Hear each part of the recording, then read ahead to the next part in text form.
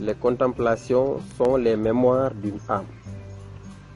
Donc, un itinéraire moral et spirituel qui suit la trajectoire sans déclin d'un progrès, qui est traduit avec une remarquable richesse de ton et de maître, faisant véritablement de cette évocation de l'existence humaine, sortant de l'énigme du berceau et aboutissant à l'énigme du tombeau. Le livre 1, Horreur. Dans ses 29 poèmes, Hugo évoqua sa jeunesse, ses premiers émois d'adolescent, Lise, ses souvenirs de collège, à propos d'Horace, ses premières luttes littéraires, réponse à un acte d'accusation, ses impressions de promeneur ému par la beauté de la nature, Vere Novo. Le poète s'en va dans les champs ou le spectacle bucolique, la fête chez Thérèse. Livre 2. L'âme en fleurs. Dans ses 28 poèmes, Hugo célébra son amour pour Juliette Drouet. La plupart des poèmes étant inspirés par elle, il évoqua les premiers émois de leur rencontre, leur promenade dans les vergers et les forêts. Il immortalisa les moments de bonheur. Hier au soir, mon bras pressait sa taille frêle, et les épreuves vécues en commun, les désaccords, les réconciliations, notent pour elle des impressions de voyage, lettres, lui écrit qu'il a rêvé d'elle, billet du matin. Livre 3. Les luttes et les rêves.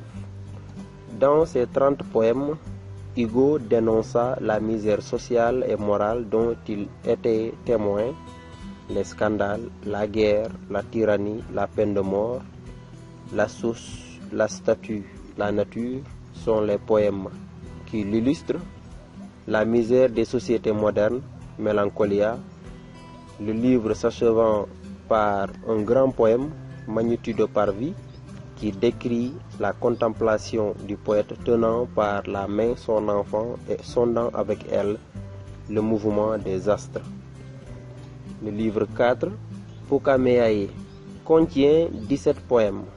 Il est l'expression suggérée par un vers de Virgile qui pourrait traduire ainsi quelques vers pour mon enfant chéri.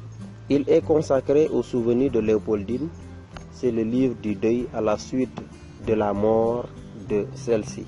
Hugo, méditant sur cet abîme qui sépare hier d'aujourd'hui, exprimant tour à tour sa révolte contre la cruauté du destin, son désespoir, sa nostalgie. Elle était pâle et pourtant rose, la douleur inconsolable demain dès l'aube, sa résignation semblant parfois se soumettre à la volonté divine, à Villequier, tandis que s'ajoute la douleur de l'exil assimilé au deuil. Les pièces 6, 7 et 9 forment un ensemble. Les souvenirs gracieux et attendris y sont évoqués. Léopoldine y paraît avec son père, avec sa sœur Adèle. Livre 5, En marche. Composé de 26 poèmes, c'est le livre du ressaisissement, du dynamisme retrouvé.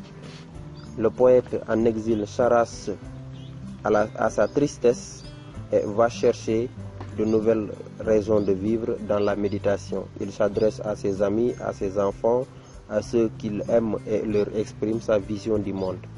Il y décrit le spectacle immense de la nature, des océans, des rochers, du ciel et médite sur la condition humaine. Magnétusque, Boum, Parole sur la dune. Il y révèle aussi des impressions de promenade, pasteur et troupeau, et des souvenirs d'enfance aux Foyantines. Livre 6, Au bord de l'infini.